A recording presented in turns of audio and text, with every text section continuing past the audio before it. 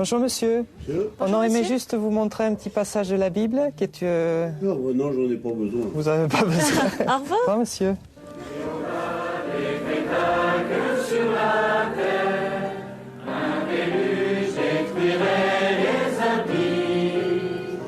À Noé le fidèle, il donna l'ordre, fait une arche et les hommes avertis. Voilà ce que promet Dieu dans un avenir très proche, car les hommes droits sont ceux qui résideront sur la terre, et les hommes intègres sont ceux qui y resteront.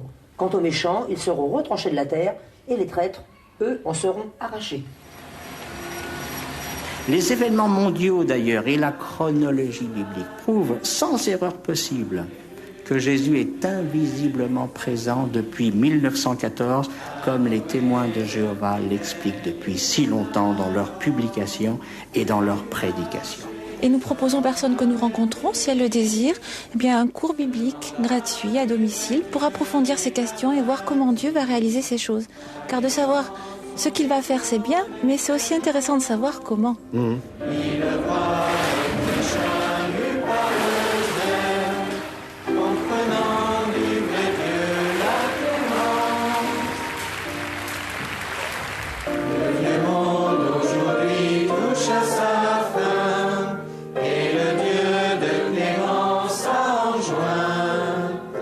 D'annoncer la nouvelle de ce grand jour, pour que l'homme attentif ne meure point.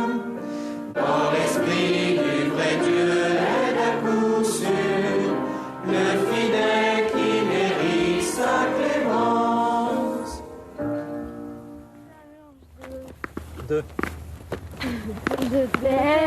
Aujourd'hui installé dans la banlieue de Lille, Vincent Bonnier vivait avec sa femme et ses 2 petites filles dans la région d'Avignon. Une famille sans histoire. Jusqu'au jour où Madame Bonnier ouvre sa porte aux témoins de Jéhovah. C'était en 1990. D'abord secrètement, puis ouvertement, elle adopte leurs croyances et leurs pratiques et elle tente de faire partager à son mari sa foi toute neuve, sans aucun succès. En moins de 2 ans, Vincent Bonnier va voir cette femme rieuse et enjouée qu'il aimait devenir peu à peu quelqu'un d'autre. Un témoin de Jéhovah se lève le matin et commence par consulter son petit livre qui lui indique quelles sont ses activités qu'il a à faire pour toute la journée, quelles sont les lectures qu'il doit faire et donc les textes qu'il faut apprendre, et, enfin tout son programme de la journée. C'est la première activité du matin, c'est de regarder ce petit livre et tout au long de la journée, donc cette activité se continue et se prolonge. C'est une activité de tous les instants. Alors bien sûr, en plus de ça, il y a des changements au niveau vestimentaire, il y a des changements au niveau des relations qu'on peut avoir. On fréquente de moins en moins la famille, on fréquente de moins en moins les amis qu'on avait, et on voit bien sûr de plus en plus arriver de temps en temps des témoins de Jéhovah, des visites impromptues ou plus ou moins organisées, mais c'est de plus en plus fréquent et régulier. Sa personnalité, vous l'avez vu changer sous vos yeux ? On ne s'habille plus pour séduire, on ne se maquille plus ou le moins possible. Et puis on devient peut-être, je dirais, plus renfermé. On devient moins participatif à la vie de famille. Donc on se renferme un petit peu, on a du mal à communiquer, à échanger. Et sa relation avec ses enfants a beaucoup changé aussi. Elle a toujours souhaité impliquer ses enfants dans ses activités et les pressions se sont faites au fur et à mesure de plus en plus fortes pour que les enfants soient instruits à la maison. Donc qu'on leur fasse des lectures, discuter avec elles de ce qui était interdit ou autorisé chez les témoins de Jéhovah, discuter de leurs principes et puis, si possible, donc des pressions pour les faire participer aussi aux réunions à la salle du royaume. Et elles y sont allées ? Elles n'y sont pas allées, non. Elles n'y sont pas allées, je m'y suis toujours refusé, toujours. Et j'en suis sûr que c'est ce qui est à l'origine de son départ. Bravo. En 1992, Madame Bonnier s'enfuit avec les 2 enfants. Elle accuse d'abord son mari de coups et blessures, puis d'actes incestueux. sans convaincre les juges qui confient à Vincent la garde des enfants. Le divorce est aujourd'hui prononcé, Madame Bonnier ayant légalement la possibilité de reprendre ses filles pendant les vacances. Mais elle n'a jamais renoncé à leur inculquer ses croyances. En ce moment, moi je la vois plus, Flora elle va la voir. Tu la vois plus? Non. Depuis longtemps? Ouais, quand même. C'est toi qui as décidé de plus la voir? Oui. Et tu peux m'expliquer pourquoi?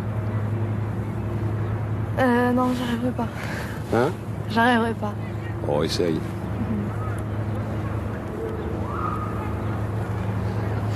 Tu veux pas trop qu'on en parle de ça? C'est C'est pas ça. Hein? C'est pas ça. Je sais pas, moi. quand tu étais avec elle, est-ce qu'elle t'emmenait chez les témoins de Jéhovah? Elle t'emmenait à la salle du royaume? Ouais. Elle me faisait l'étude de la Bible. Et qu'est-ce que tu en pensais? Au début, ça me dérangeait pas, après, si. Et puis après?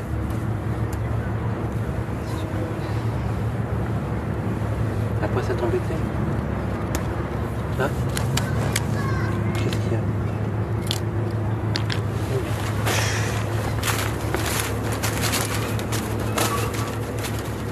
C'est encore difficile pour elle d'en parler.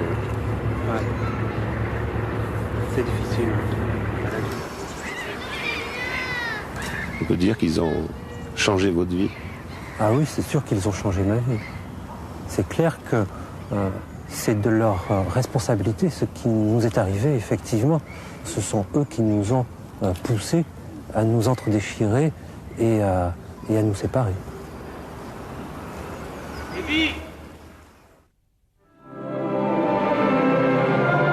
Ces hommes et ces femmes qui ont surgi dans la vie de Vincent Bonnier appartiennent en fait à la plus importante de ces communautés que certains appellent les nouvelles religions, d'autres les sectes. Ils sont 5 600 000 pratiquants dans le monde, 14 millions en comptant tous ceux qui participent plus ou moins régulièrement à leurs assemblées. En France, 270 000. So, brothers, we ask you, are you happy? Au départ, en 1870, à Pittsburgh, aux États-Unis, autour de Charles Russell, une poignée d'étudiants de la Bible qui rejettent plusieurs dogmes communs à l'ensemble des églises chrétiennes. La Sainte Trinité, l'immortalité de l'âme, l'enfer. 1909, ils s'établissent à Brooklyn, un quartier de New York. Très vite, ils ont compris l'efficacité des moyens modernes de diffusion et leur journal, La Tour de Garde, était déjà tiré en 1914 à 50 000 exemplaires. Charles Russell avait prédit le retour invisible du Christ pour octobre 1914. Lui et ses proches devaient littéralement s'élever dans les airs pour le rejoindre au paradis céleste. Tandis que sur la terre, Jéhovah ferait le tri entre les justes voués au paradis terrestre et les méchants, promis à l'extermination. Mais Charles Russell va mourir de maladie en 1916 sur la terre ferme. Avec Joseph Rutherford, qui lui succède, ils deviennent en 1931 les témoins de Jéhovah et essaiment dans le monde entier, malgré la répression qui les frappe parfois. En Allemagne nazie, en 1933, ils proposent un étrange pacte de non-agression à Hitler. Sans résultat, plusieurs milliers d'entre eux seront exécutés ou déportés. Apparue au début du siècle dans les milieux polonais du Nord, l'association française regroupe aujourd'hui plus de 1700 congrégations. Jugeant le monde actuel inféodé à Satan, les témoins de Jéhovah refusent toute participation à la vie sociale et politique. Dans le domaine privé, ils prônent la soumission totale de l'épouse au mari. La Tour de Garde est aujourd'hui diffusée en 128 langues à 22 millions d'exemplaires. Êtes-vous joyeux?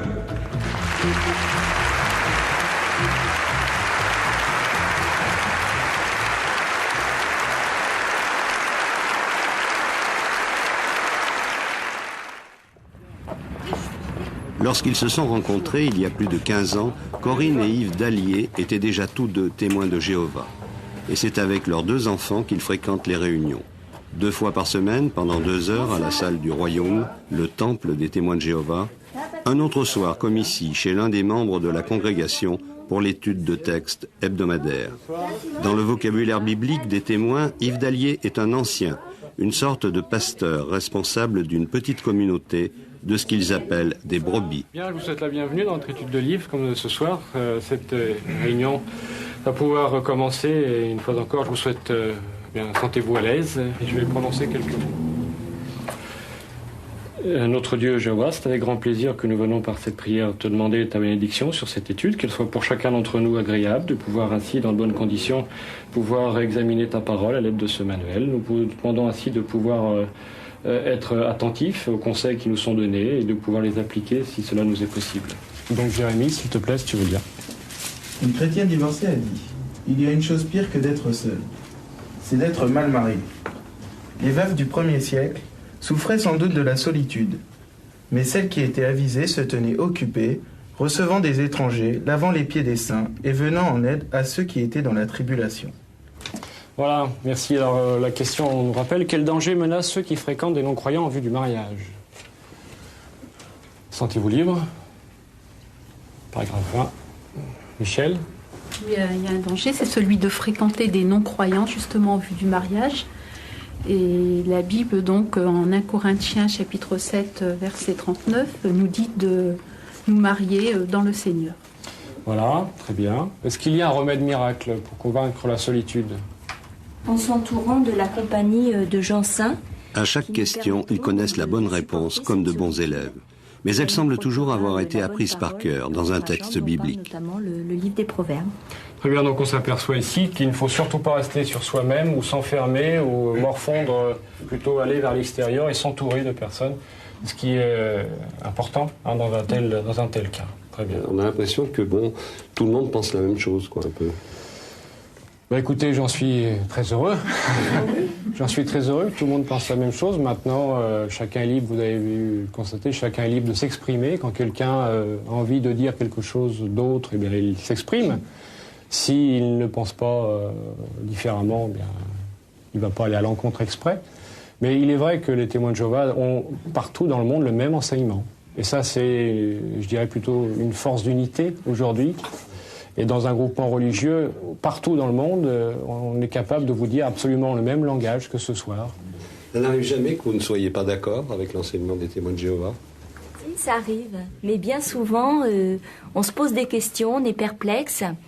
Et on attend, parce que on pourrait se révolter tout de suite en disant « je suis pas d'accord, je comprends pas ». Et peu de temps après, on a la réponse. La réponse vient, soit au travers d'une publication, soit au travers d'une réflexion, d'un échange aussi, la communication avec d'autres, et on a la réponse. Vous ne vous sentez pas un peu en décalage par rapport à la société dans laquelle vous vivez? Par rapport à sa corruption, oui. C'est-à-dire? Quand on est mère de famille comme je le suis, moi j'attends un monde de paix, en fin de compte, où mes enfants puissent grandir bien normalement, aller dans la rue sans avoir peur qu'on les agresse. Je sais pas, moi, entendre autour d'eux des paroles d'amour, de réconfort, pas des vulgarités, pas voir des... Et comme toujours, avec les témoins de Jéhovah, il y a une solution miracle, et elle est encore dans la Bible. J'ai vraiment envie qu'ils vivent dans un monde différent. Et le monde, en fin de compte, qu'on espère, grâce à la Bible, puisque c'est un livre prophétique, bien c'est un monde comme cela. Et vraiment, j'espère vraiment vivre un jour dans ce monde. Et mes enfants aussi. Au paradis, en somme. Un paradis, oui, mais un paradis sur Terre. Un paradis comme on peut le voir encore dans certaines îles. Par exemple, des îles de Polynésie où on vit sans la télévision peut-être, mais où on vit avec la nature, où on vit dans de bonnes conditions, où on mange des bonnes choses, où on n'a pas peur que la pollution nous tombe sur la tête. Et c'est un monde comme ça qu'on espère. Alors Christopher, ça a été ? Ce paradis terrestre dont rêve Michel, pour les témoins de Jéhovah, ce n'est pas de la science-fiction. En se fondant sur certaines prophéties de la Bible, prises au pied de la lettre, ils sont tous persuadés qu'ils y vivront éternellement, en chair et en os. et ils sont certains que son avènement est imminent.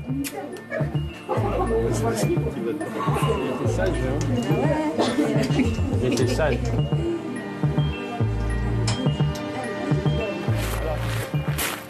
Dans la banlieue de Châteauroux, la maison des Dalliers, où Corinne a installé son atelier et où elle reçoit ses clients. Voilà. Alors donc je vous ai appelé au sujet de votre peinture parce qu'il faudrait qu'on... Elle est doreuse-sur-bois et restauratrice de tableaux et réputée dans toute la région. Relativement fragilisée. Et quand on la regarde vraiment bien au jour, je ne sais pas si vous le voyez, mais il y a des petits points, si vous voulez. Vous voyez, il y a des petits points. À peine revenue de l'école avec sa meilleure amie, Cindy s'est précipitée sur son ordinateur. Tandis que Nicolas retrouve dans sa chambre ses chers effets spéciaux. Yves, le père, est cadre dans une société de vente d'espaces publicitaires. Comme ses parents avant lui, il est témoin de Jéhovah depuis l'enfance. Viens le voir cet après-midi. Les témoins de Jéhovah m'apportent, par l'intermédiaire des principes chrétiens, de la Bible, un certain équilibre et certains principes des valeurs morales. Des valeurs morales que beaucoup ont perdues, hélas, dans notre système actuel. Donc c'est une façon de vivre sainement et agréablement, en ayant de la joie, mais également des valeurs précises pour notre vie de chaque jour, dans nos contacts avec les autres, dans nos relations, que ce soit professionnelles ou familiales ou amicales ou au sein du foyer. Mais en plus de ces valeurs, il y a une espérance, il y a une foi, qui elle aussi est basée sur les Saintes Écritures, donc ça s'ajoute. Alors quelle est cette espérance, madame ? Il y a l'espérance que les conditions vont changer par rapport à la vie difficile de ce système dans lequel on vit, parce que vous ouvrez le journal, vous écoutez la télévision, vous n'entendez que des catastrophes. Et c'est vrai qu'on a besoin d'autre chose. Tout ce qu'on espère, c'est un paradis terrestre, comme on a envie d'en trouver beaucoup lorsqu'on va en vacances, lorsqu'on va dans certains endroits idylliques. Un paradis terrestre où on vivrait en chair et en os. Oui, bien sûr. Et pendant combien de temps ? Eh bien, c'est ça qui est intéressant. La Bible nous parle d'une vie éternelle. Parce que l'idée de la mort est quelque chose qui est trop dur à supporter. Et pour chacun d'entre nous, je crois qu'on n'admet jamais la mort. Quand ça nous touche, dans notre famille, dans nos voisins, on est souvent assez révolté contre l'idée de la mort. Le phénomène de la vieillesse, c'est quelque chose aussi qui est extraordinaire, dans le mauvais sens, mais qui est extraordinaire. Quand on voit l'évolution des traits de l'enfance, passant par l'adolescence, la vieillesse, le vieillard, pour arriver à la mort, c'est aussi quelque chose. Et pourquoi pas ce processus-là ne pourrait pas être inversé, en fait, et que les traits retournent à la jeunesse.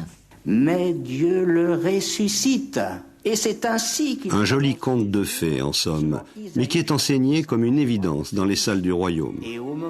Des certitudes d'autant plus indiscutables qu'elles ont leur source dans les Saintes Écritures, version témoin de Jéhovah. Un livre directement dicté à ses auteurs, pense-t-il, par Dieu lui-même. Grâce à de savants calculs tirés des prophéties, les témoins de Jéhovah ont déjà annoncé à plusieurs reprises la fin de l'Empire des Nations, le monde mauvais qui nous entoure. Le premier texte que nous avons cité est intéressant. On va le reprendre, c'est Isaïe. Cela s'appelle Armageddon, une véritable guerre mondiale que Dieu s'apprête à déclarer à Satan et à tous ceux qui le servent. Pêle-mêle, les fausses religions, les fauteurs de guerre, les voleurs, les fornicateurs, les homosexuels et tous ceux qui restent sourds aux injonctions de Jéhovah. Tous sont promis à une mort violente et définitive. C'est seulement après le massacre des méchants que les justes pourront sortir de leurs abris et prendre possession du paradis terrestre pour y vivre éternellement, sans vieillir et sans souffrir. Des milliards d'autres morts trop tôt seront ressuscités, ce qui donnera lieu à de touchantes retrouvailles. Mais en 1914, comme en 1975, l'Apocalypse n'était pas au rendez-vous prévu par les témoins de Jéhovah. Alors, ils évitent prudemment dorénavant de fixer une date précise. Mais ils sont formels. C'est pour bientôt.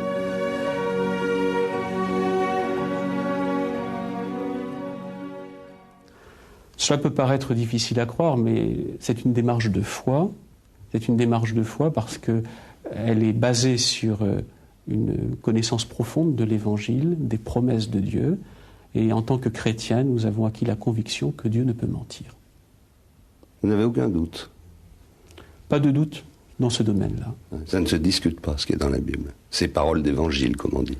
C'est paroles d'évangile, on peut dire cela. Disons que, à cette nuance près, que tout ce que contient la Bible, tous les mots, ne sont pas forcément, ne véhiculent pas forcément. Il y a des symbolismes aussi dans la Bible, je dirais.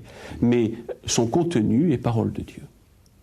Par exemple, pour vous, quel est l'âge de l'humanité? La chronologie biblique donne un certain nombre d'éléments permettant de dater l'histoire de l'homme à environ 6000 ans. Cette chronologie a été établie, d'autres la partagent que nous. C'est la création de l'homme pensant, capable d'exprimer sa volonté, capable d'envisager l'avenir, capable d'écrire. Pour les préhistoriens, évidemment, c'est pas du tout le cas. L'humanité existe bien avant. Par exemple, Lascaux, tous les préhistoriens sont unanimes, on peut dire, c'est 20 000 ans, c'est moins 20 000 ans. Et là, on ne peut pas douter qu'il s'agit d'hommes, c'est pas des chimpanzés qui ont dessiné Lascaux. Alors cela pose un nombre d'interrogations auxquelles je n'ai absolument pas la réponse. Mais comme je vous l'ai dit, notre démarche est une démarche de foi. Et pour l'instant, je m'en tiens au récit de l'Évangile. Jésus était un témoin oculaire de la création. Les scientifiques n'ont pas été témoins oculaires de cela. Ceci dit, je ne m'oppose pas non plus aux scientifiques. Ma démarche est une démarche de foi. Membre du consistoire, la direction de la filiale française des Témoins de Jéhovah, Jean-Claude Pons vit ici, à Louviers, en Normandie, au Bethel, la maison de Dieu. Père, s'il te plaît, veuille accepter ces quelques mots de prière au nom de Jésus-Christ, ton Fils, notre exemple parfait. Amen.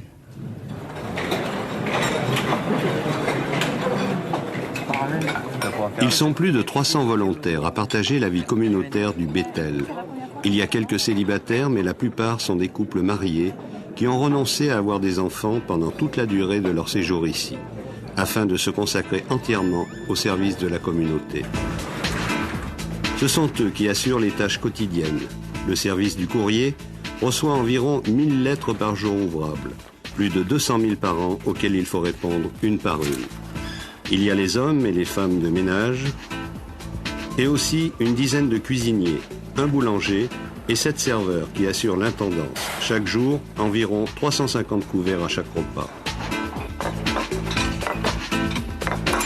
Et les jours d'Adam après qu'il eut engendré Seth furent de 800 ans.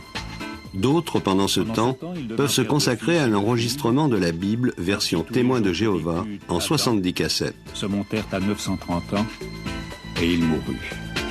Ou traduire en français les textes de Réveillez-vous et La Tour de Garde, des publications intégralement conçues et mises en page au quartier général de Brooklyn aux États-Unis et reproduites à l'identique par toutes les filiales.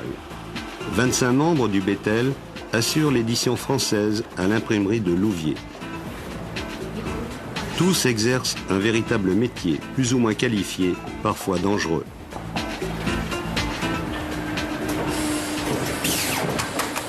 C'est les noirs surtout, hein? Bernard Bédril, le conducteur de la rotative, est permanent au Bethel depuis 17 ans. On est ici par vocation, mais je crois que quand on veut faire les choses entières, on souhaite aussi être un bon ouvrier, mais ça serait plutôt un ouvrier du Christ. Vous n'êtes pas salarié, par exemple? Non, on n'est pas salarié. Vous touchez un peu d'argent? Oui, on touche 900 francs à peu près par mois. Ça équivaut, si vous voulez, à une sorte d'argent de poche, puisque la communauté prend soin de nous, on est nourri, logé, blanchi. On prend bien soin de nous-mêmes. Et ça suffit pour vivre? Oui, on n'a pas de... À partir du moment où tout ce qui est intendance, tout ça est pris en charge, quand il vous reste 900 francs à la fin du mois, vous pouvez faire pas mal de choses avec quand même. Hein. Des hommes et des femmes qui n'ont bénéficié jusqu'à ces dernières années d'aucune couverture sociale. L'URSSAF, l'organisme de recouvrement des cotisations, a décidé récemment l'affiliation des membres de la communauté avec paiement des arriérés. Et l'un des responsables a été mis en examen pour infraction au Code du travail. Les témoins de Jéhovah, de leur côté, tentent d'obtenir le statut de religion qui les dispenserait des obligations imposées aux entreprises ordinaires, sans succès jusqu'ici. Le Bethel de Louviers, c'est un peu comme un îlot, à la fois tout proche et à l'écart de la ville. Comme la plupart des témoins de Jéhovah, ces pensionnaires ne participent à aucune élection, à aucune activité sociale ou associative. Avant de s'établir ici, sur 4 hectares, achetés à des propriétaires privés, les témoins de Jéhovah convoitaient la dernière zone constructible de cette commune de 20 000 habitants. 13 hectares d'un seul tenant. C'était en 1990. L'ancien maire avait donné son accord, mais l'opposition municipale, le député et le préfet firent capoter l'opération. Franck Martin, le chef de file des opposants, est aujourd'hui maire de Louviers et il refuse toute relation avec ces nouveaux venus. Louviers a cette réputation d'être la capitale européenne des témoins de Jéhovah, ce qui n'est pas excellent, c'est le moins qu'on puisse dire, pour l'image de marque de la ville et pour l'implantation d'entreprises qui ne souhaitent pas se voir associées à cette image de marque déplorable. Et puis surtout, je pense qu'il y a pour tout républicain un combat à mener contre ce type d'idéologie, de vision du monde. La philosophie que développe cette secte est théocratique. C'est une philosophie qui est complètement axée vers la culpabilisation des gens, vers l'expiation d'un péché originel qu'ils auraient commis. C'est une philosophie qui les coupe du monde. C'est une sorte d'amputation des dimensions joyeuse, festive de l'être humain, c'est quelque chose qu'on ne peut pas accepter en tant que républicain, car c'est aussi le retrait de la vie sociale. C'est quelque chose qui, moi, me paraît inacceptable. Ils font des efforts pour se faire admettre par vous, par la commune? Des efforts excessivement financiers. Nombreuses sont les associations qui reçoivent des chèques. J'en ai reçu pour notre centre d'action sociale, je les ai retournés. Parce que je ne veux pas avoir affaire avec eux. Je sais qu'ils font des dons au foyer socio-éducatif du lycée, à la Croix-Rouge. Je comprends bien, tous leurs efforts de séduction sont sans grand succès en ce qui vous concerne. En ce qui me concerne, sans grand succès. Non, je demande des relations courtoises, parfois par avocat interposé, mais il n'est pas question pour moi de céder sur cette entreprise de désenchantement du monde.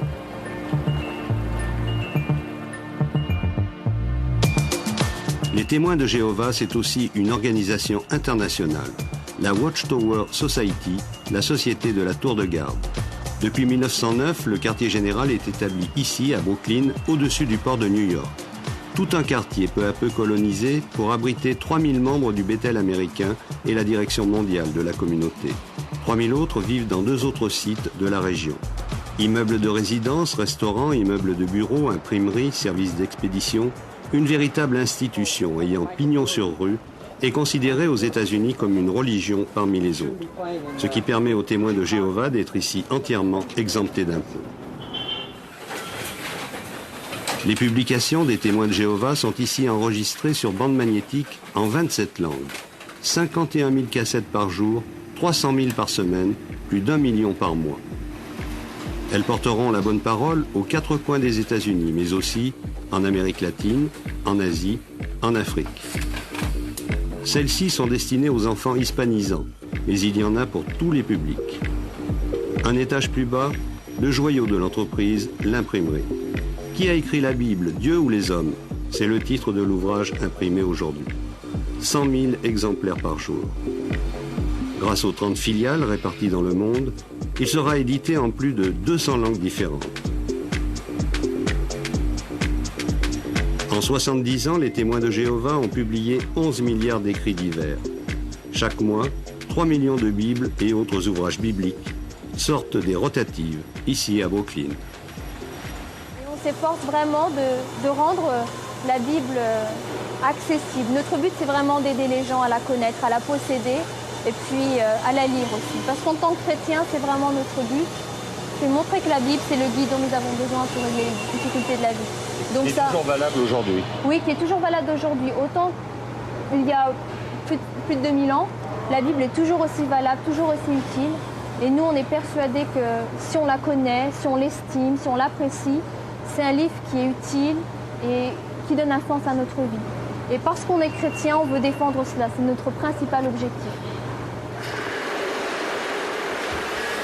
Service expédition. Les commandes spécifiques de chaque congrégation sont prises en compte une par une dans des délais records. Comme à Louviers, les membres du Bethel américain sont soumis à des horaires et à des rythmes de travail d'ouvriers d'usine. Ils sont nourris, logés, blanchis, avec pour tout salaire un peu d'argent de poche, 95 $, environ 600 francs par mois.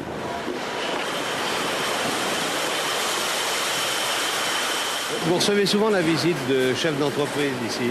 Oui, souvent, des chefs d'entreprise qui nous demandent comment on peut avoir des individus qui sont productifs et qui s'auto-motivent comme ça sans salaire. Vous m'avez demandé si on était salariés. Non, nous sommes volontaires.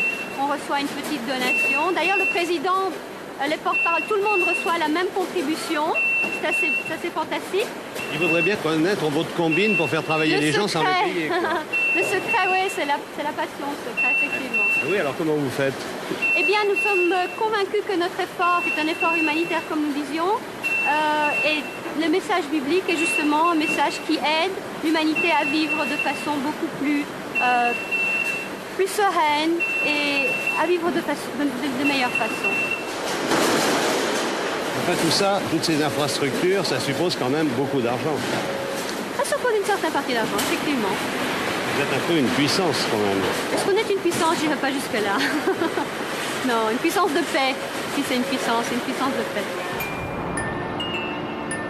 En fait, un véritable empire financier. Un capital accumulé peu à peu, sou par sou. Il y a dans le monde 14 millions de pratiquants et de sympathisants. Dans tous les lieux de culte, des troncs sont disposés pour les offrandes. Journaux, livres et cassettes sont offerts gratuitement, mais une contribution volontaire est souvent versée en échange. Et puis, il y a les dons et les legs, des convertis les plus fortunés. Au total, un pactole annuel qui se chiffre en milliards de francs et dont une partie est investie ici, nette d'impôts. À la tête de l'organisation, un collège central de 12 membres. Après avoir beaucoup insisté, nous obtenons enfin l'autorisation de rencontrer l'un d'eux. Mais James Pelekia, le directeur des relations publiques qui veille sur nous, nous a prévenus. Pas d'interview. This is our friends from France. Oh, I'm very glad to meet you all. John Barr, pourtant, semble tout heureux d'oublier un instant ses lourdes charges pour nous accueillir. C'est lui qui supervise la rédaction de tous les textes publiés à Brooklyn. Welcome to you. Vous êtes à la tête d'une énorme entreprise, vous êtes un grand patron. On ne se considère pas comme des patrons. Mais c'est vrai, nous avons une importante communauté internationale. Malheureusement, nous ne connaîtrons jamais la réponse à la question suivante. Excusez-moi, mais ça suffit. Vous m'aviez promis juste quelques mots. Il a été assez aimable pour vous recevoir. D'accord? C'est le directeur des relations publiques qui s'est interposé. Les membres du collège central ne répondent jamais, nous dit-il, aux questions des journalistes. Dommage. Nous ne saurons pas si leurs réunions hebdomadaires ressemblent plutôt à une assemblée de cardinaux ou à un conseil d'administration de grande entreprise. Un collectif exclusivement masculin et qui ne risque guère, en tout cas, d'être un jour déstabilisé par de jeunes écervelés. Ils font partie de ce que les témoins appellent les chrétiens ouins, c'est-à-dire ayant reçu l'onction de l'Esprit Saint. 144 000 élus qui rejoindront, le moment venu, le paradis céleste. De là-haut, ils aideront Jésus à gouverner au nom de Jéhovah le reste des brebis, c'est-à-dire tous ceux qui devront se contenter du paradis terrestre. Mais qui, apparemment, n'auront pas à s'en plaindre.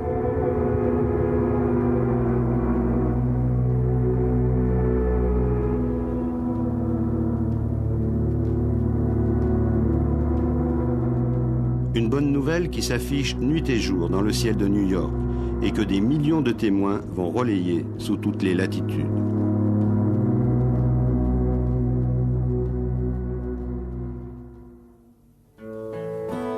Paris, 14e arrondissement.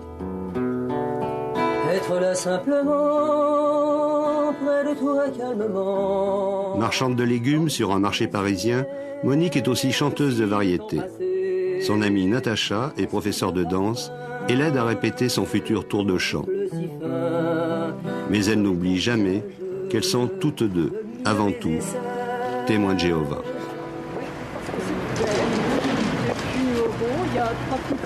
C'est encourageant pour les personnes de savoir ce qu'elle dit. On propose ça gratuitement, un cours biblique gratuit à domicile. Mais moi, ça m'intéresse. Eh bien, mademoiselle, nous vous remercions de votre accueil. Nous souhaitons une bonne journée. Et un bon week-end. Au revoir, mademoiselle, merci. Vous permettez qu'on frappe chez vous, monsieur, pour vous parler 2 minutes avec vous? Bon, notre désir, c'est de montrer l'espérance que donne la Bible par rapport à l'avenir. Ah, j'ai pas trop le temps, je vous avoue, là. Au revoir, monsieur. Tenez, je vais vous offrir ces 2 derniers journaux. La tour de garde, réveillez-vous. Vous pouvez connaître un avenir radieux, mademoiselle. Et l'accident vasculaire cérébral, c'est un dossier médical. Le porte-à-porte, c'est l'activité centrale des témoins de Jéhovah qui lui consacrent en moyenne une dizaine d'heures par mois, parfois beaucoup plus. En fin de mois, chacun fait son rapport et les heures de prédication de tous les fidèles du monde sont comptabilisées. L'an dernier, plus d'1 milliard d'heures. Un travail de fourmi, des portes qui se referment plus ou moins sèchement. Et puis parfois, quelqu'un, une solitude, une détresse et le besoin de réconfort. La fleuriste cambodgienne du coin de la rue, par exemple, qui élève seule son fils et qui n'a plus aucune autorité sur lui. Une cible idéale. Leurs petits camarades de classe. Et ça peut rapprocher les parents des enfants. Ah oui, c'est très important. C'est très important. Comprendre à l'heure actuelle. Et ce qui serait formidable, c'est que je puisse examiner avec lui et vous quelques passages de la Bible. Ça serait possible un jour? Oui, bien sûr. Ça serait gentil. Tenez, bien sûr. Je vais prendre, c'est dans le livre, c'est dans la lettre de Paul, que Paul écrit aux Éphésiens. Madame est du Cambodge. Oui. Et là, toute sa famille a été décimée là-bas avec les Khmers rouges, etc. Ce qui s'est passé. Alors elle est seule pour élever son enfant et ça commence à poser quelques problèmes, c'est tout. C'est pour ça que j'ai le plaisir de venir voir madame et de lui montrer bien que la Bible donne des solutions pour l'avenir. Et puis que c'est réconfortant également bien, de connaître les promesses que Dieu nous fait dans un avenir très proche. Ça m'a donné des idées, comme ça. Parce que des fois, comme je vous ai dit, le monde actuel, c'est pas comme le monde avant, comme j'ai vécu avant. Avec mes parents, les enfants maintenant, avant, nous sommes très obéissants vis-à-vis de nos parents. Mais les enfants maintenant, ils sont trop rebelles, ils sont... donc ça m'a donné des idées, ça m'a aidé à... C'est pas facile d'aider les enfants. Hein. Voilà, c'est cela. C'est et l'autre jour, j'ai pu me rendre compte, en venant un après-midi, vous saluer. Vous étiez déprimé. Il y a quelques jours, et nous avons pris quelques passages de la Bible ensemble, et ensuite, vous m'avez dit que ça vous avait fait du bien. C'est vrai. Voilà. C'est vrai. Alors, c'est très encourageant, et c'est pour ça que je reviens avec un grand, grand plaisir. Puis le but, c'est d'encourager les gens. L'éducation des enfants, version témoin de Jéhovah. Une enfance privée d'anniversaire et de toutes ses fêtes qu'il juge païennes. Séverine Chapelle avait 6 ans lorsque sa mère l'a entraînée pour la première fois dans une salle du royaume de Rouen. Elles ont rompu toutes deux avec les témoins il y a 2 ans. Depuis, Séverine est en traitement, en hôpital de jour. Quelle image vous aviez du monde? Une image mauvaise. Le monde était méchant. Tout le monde était méchant, il n'y avait que les témoins de Jéhovah qui étaient bien. Le monde, c'est un monde dépravé. Tel qu'on me l'a enseigné, c'était un monde dépravé. Les jeunes ne pensent qu'à s'amuser, à boire, à fumer, et puis ils font rien d'autre. En fait, c'est des jeunes normaux qui veulent vivre. Et nous, on n'a pas le droit de vivre quand on est témoin de Jéhovah. La vie présente, ça compte pas. On vit dans le passé parce qu'il faut apprendre l'histoire du peuple juif. On vit dans le futur parce qu'il faut penser au paradis. Mais le présent, on n'a pas le droit d'y penser. Ça fait comme si on était déjà mort. On vous parlait beaucoup de ce qui va arriver, de cette... D'Armageddon, on nous parle énormément d'Armageddon.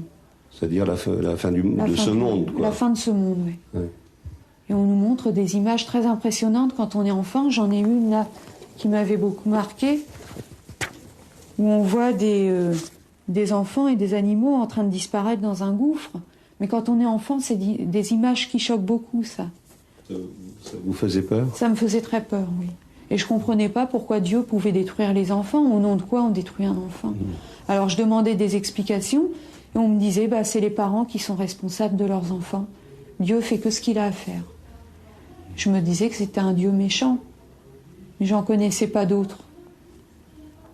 Mais il y avait aussi le paradis qui était promis pour certains. Oui, le paradis, mais il faut passer par tellement de choses compliquées et qui font peur avant que le paradis, j'y pensais pas tellement. Oui. Je pensais beaucoup à la mort. Et maintenant, encore pire. Comment vous avez quitté les témoins de Jéhovah? Je veux dire, ça s'est fait insensiblement? Oui, ça s'est fait progressivement.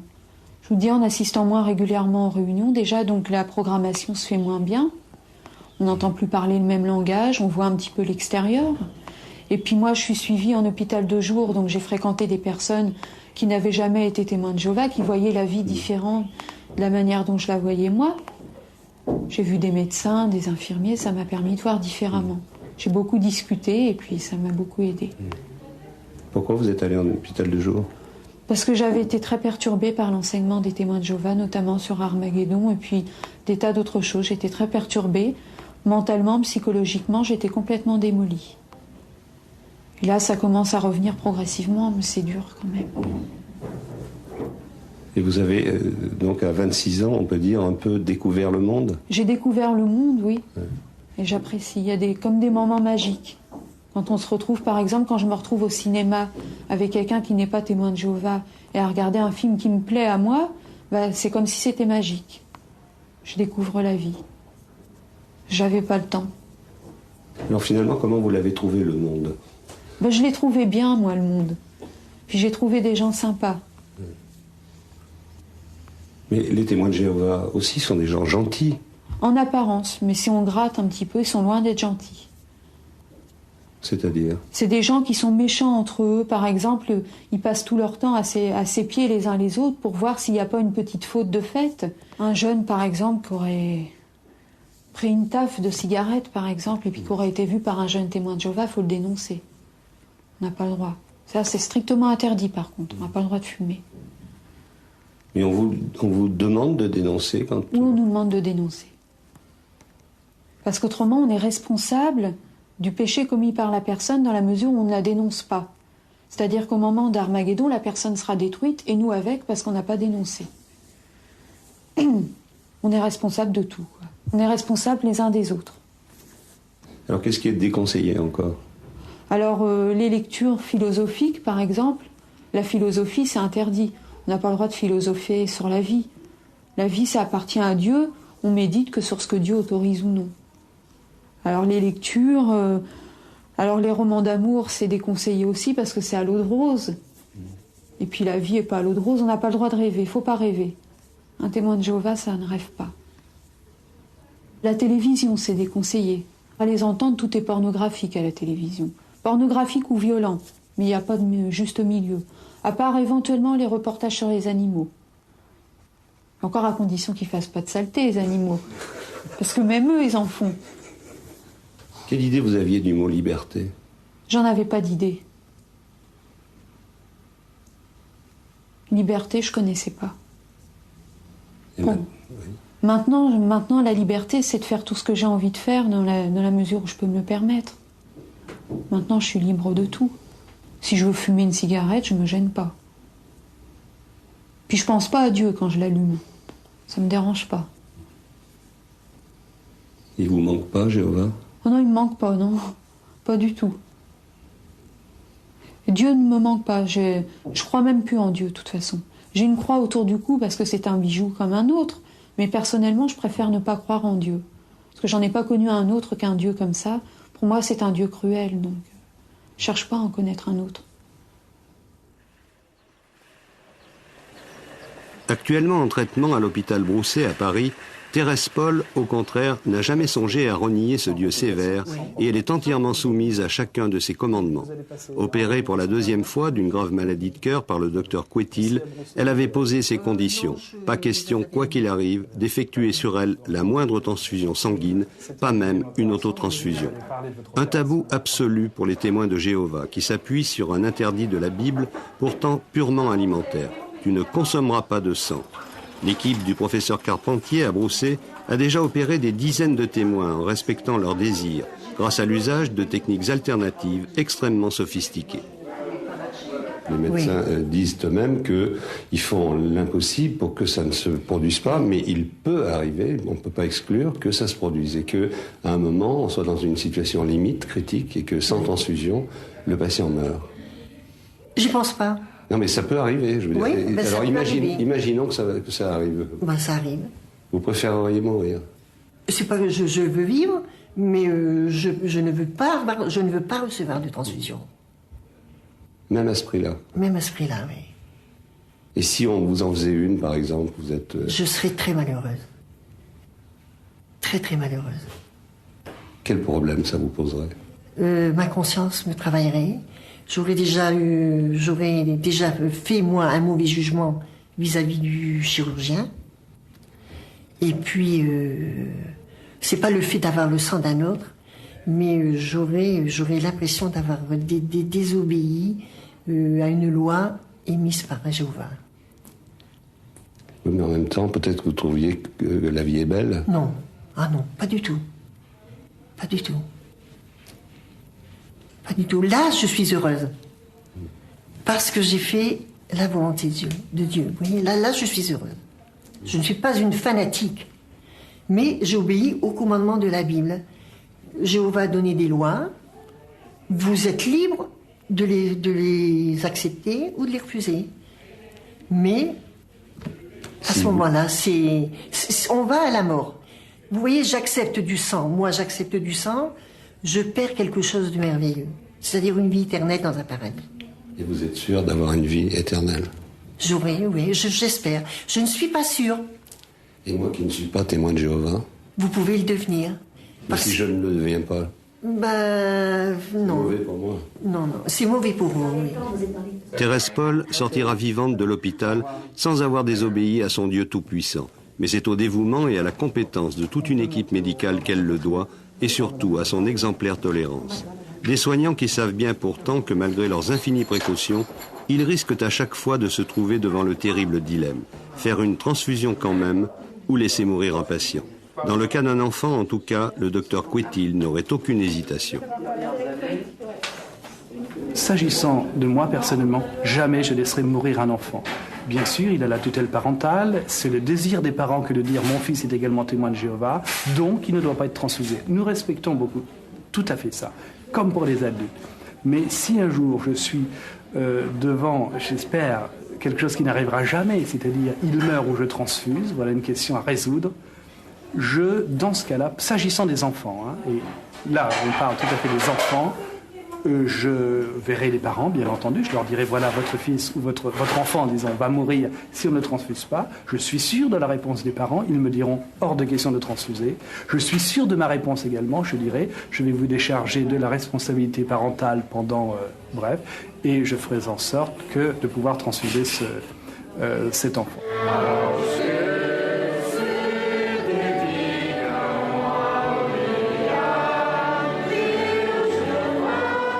Jour de fête, un samedi à Creil, dans la région parisienne. La communauté de langue portugaise des témoins de Jéhovah baptise deux des siens,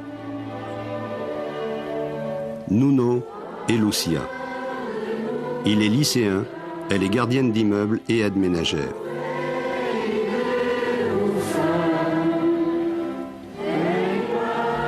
Une petite piscine avec cabine a été aménagée dans ce centre régional des témoins de Jéhovah,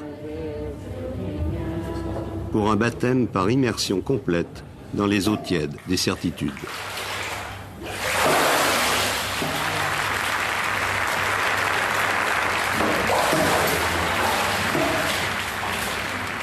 C'est un jour important pour vous? Très important, monsieur. Ouais. C'est très important. Qu'est-ce que ça vous apporte? Ça m'apporte une joie de vivre et une espérance. Et je suis l'exemple que Jésus a laissé dans les Écritures divines, de le suivre comme chrétien. Quelle espérance ça vous apporte? Pour ça, il faut se reporter à la Bible. Là, il y a toutes les réponses aux questions. Alors là, si vous voulez, je laisse mes coordonnées et on verra ça un autre jour, parce que je vous expliquerai sous la Bible. Pour Lucia, dorénavant, la voie est toute tracée. Il suffit de chercher dans la Bible des réponses toutes faites à toutes les questions. au risque de passer à côté de la vraie vie, qui n'a qu'un temps, du moins jusqu'à preuve du contraire.